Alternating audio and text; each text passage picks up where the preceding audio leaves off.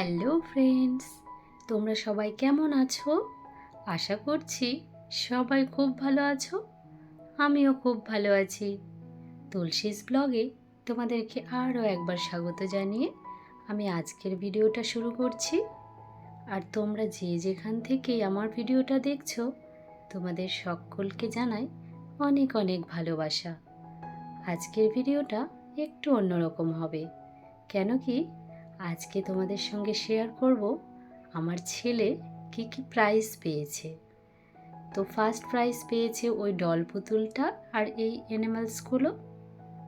ও এটা পেয়েছিল ওর 1 বছর বয়সে, আর 2 বছর বয়সে আবার প্রাইজ পেয়েছে। সেটা পেয়েছে এই যে তোমরা যে কাঁসার থালা আর চামচটা দেখতে পাচ্ছ, এগুলো পেয়েছে ওর 2 বছর বয়সে। আর না, 3টে বই আছে।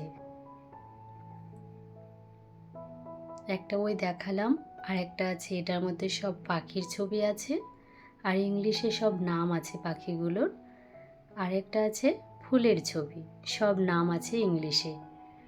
আর একটা আছে যে 1 2 আছে, এগুলো পেয়েছে 2 বছর বয়সে। আর নিশ্চয়ই তোমাদের জানতে ইচ্ছে করছে যে প্রাইজগুলো কিসের জন্য পেয়েছে। একটা পেয়েছে, মানে প্রথম প্রাইজটা পেয়েছে ও অঙ্গনওয়াড়ি সেন্টার থেকে, সুস্থ বাচ্চা, সেই জন্য। দ্বিতীয়বারও সুস্থ বাচ্চা, সেই জন্যই প্রাইজটা পেয়েছে। তো কী কী প্রাইজ পেয়েছে তোমাদের দেখালাম। আমি তো খুবই খুশি, কারণ জীবনে প্রথমবার এরকম প্রাইজ পেয়েছে। জীবনে চলার পথটা ওর যেন খুবই সুন্দরভাবে চলে। তোমরা ওকে খুব আশীর্বাদ করো, ও যেন ভালো মানুষ হতে পারে। ভগবানের কাছে শুধু একটাই প্রার্থনা করি, ওরা যেন খুব ভালো মানুষের মতন মানুষ হতে পারে।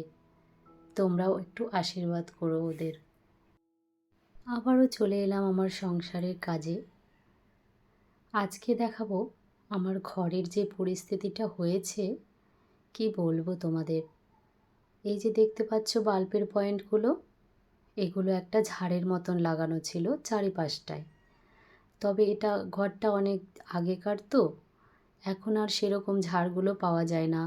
যে বাল্বগুলো লাগানো ছিল সেগুলোও পাওয়া যায় না, তাই সেগুলো খুলে বাল্বের পয়েন্ট করে রেখেছে। আর ঘরটা খুবই নোংরা হয়ে গেছে। আর যে ঘরটায় আমাদের রং করবে তোমাদের বলেছিলাম, তো দেখো আজকে সেই ঘরটায় প্রাইমার করেছে। তো সব কিছু তো ঢেকে রাখা হয়েছে, তবুও একটু একটু ছিটকে গেছে। তোমরা দেখতে পাচ্ছ এই টুলটাও কিন্তু আমাদের, টুলটার মধ্যেও না পুরো একদম রঙগুলো ভরে গেছে। ওরা বলেছে ওটা নাকি তুলে দেবে, জানি না আদৌ উঠবে কি না। তবে আজকে শুধু প্রাইমার করে রেখে গেছে, এর পরের দিন থেকে রং করা শুরু করবে। তো এই ঘরটা তো আমি পরিষ্কার করব না, ওটা ওরকমই থাকবে। আর সব ঘরগুলো গোছাতে হবে। এই ঘরটা দেখো, এই ঘরটা মোটামুটি গোছানো হয়ে গেছে। আর ওই ঘরের তোশকটা আমাদের এই ঘরে এনে রাখা হয়েছে। আর এই সোফাটার দেখো কি অবস্থা। সব কিছু আমার এখন গোছাতে হবে।